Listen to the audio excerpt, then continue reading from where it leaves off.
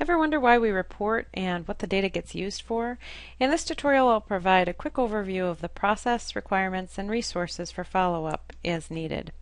It's important to know that Cornell University submits both a plan and a report against that plan annually to the National Institute of Food and Agriculture.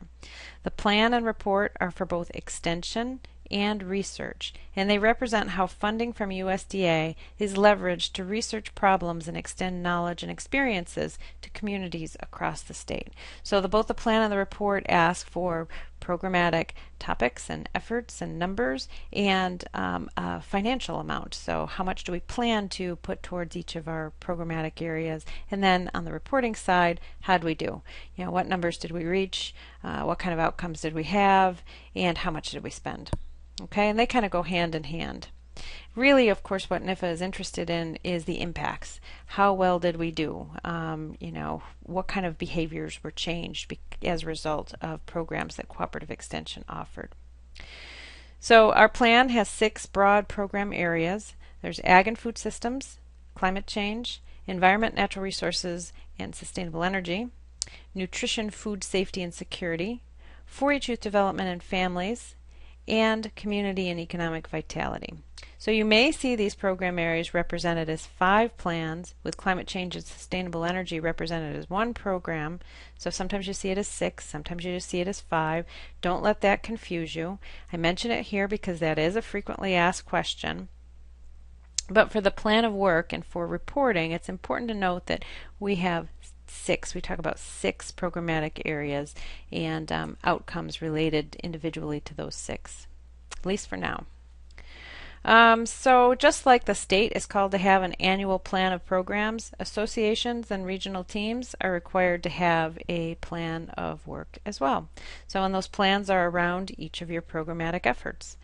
The local plans of work should fit into the scope of the statewide plans, and similarly, local programmatic efforts like events and workshops and trainings should fit within your association's plan of work. So in other words, what we're all doing should be in the same scope, scale, vision, mission, values, it's this idea is part of intentional planning, so that you don't have something going on that's completely different from what we do in cooperative extension. So just a visual. I like this little visual. Helps me think about our approach as being sort of a nested one, so that we all work together. So what program information gets collected? So there's tutorials on all of this. There's 3 layers of data essentially. It's in a triangle because it references the numbers that you're going to see. So we collect information around indirects or communication efforts. Those are going to be gigantic numbers. We collect these for each of your local programs. So if it's 4-H Youth Development that we're talking about, the indirects would be how you communicate the efforts of your program, both in terms of the educational content and promotional content. And then there's direct, which would be any face-to-face interactions, the bread and butter of what we do in cooperative extension work. And then there's impacts and outcomes, and of course that's a much smaller number. It's a portion of the directs, and how would you get to know that information? It would be based on evaluation, either formal or informal evaluation. So 3 levels of data gets collected and input into our reporting system.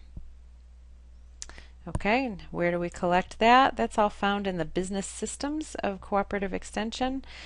Business systems, you can reach it by going directly to the URL apps.cce.cornell.edu, or if you go through our staff site, there's a link right on the staff site for the business systems. Click on the green button for programs, and then you'll see a little icon for PDR. That's the Program Development and Reporting System. And again, there's lots of tutorials about how to use that system. I just wanted to give you a brief overview. So what can we do with the data that's collected? You can use it for all kinds of things. Of course, we need to submit it to NIFA annually to report on how we've used funding received from USDA and National Institute of Food and Agriculture. But we can also use it to think about things like staffing patterns. We can use it to think about our programmatic effort patterns. You can use your own data internally to help you predict and consider what kind of impacts you can have on a particular program. And I would definitely encourage you to do that. It's your data, it's your information. The better numbers and data that you keep, the more helpful that's going to be for you to make programmatic decisions, write grant proposals, so on and so forth. So here's an example of the data getting congregated in a statewide picture. On the left, you see our program participation from 2015 and kind of how that breaks out in a pie chart. And on your right, some typical outcomes that we collect. And at the top, there's an example from the agricultural outcome. We had over 323,000 people that participated in ag programs in 2015, and over 121,000 documented that they had applied knowledge and skills gained through cooperative extension programs to strengthen business operations. So that's a specific outcome. Certainly we can dig deeper in that to find out what kinds of events and activities shared the greatest results, and oftentimes there's a success story that goes along with them. But again, an example of those 3 levels of data that goes in here.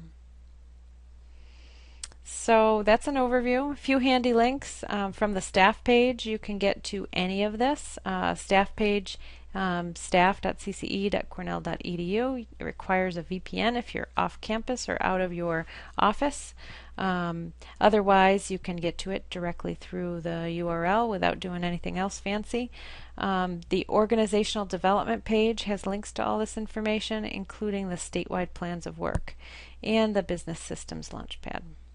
Okay, so that's all for this little overview. If you have questions, or as you have questions, feel free to reach out to me, Celeste Carmichael, CJC17 at cornell.edu. Good luck.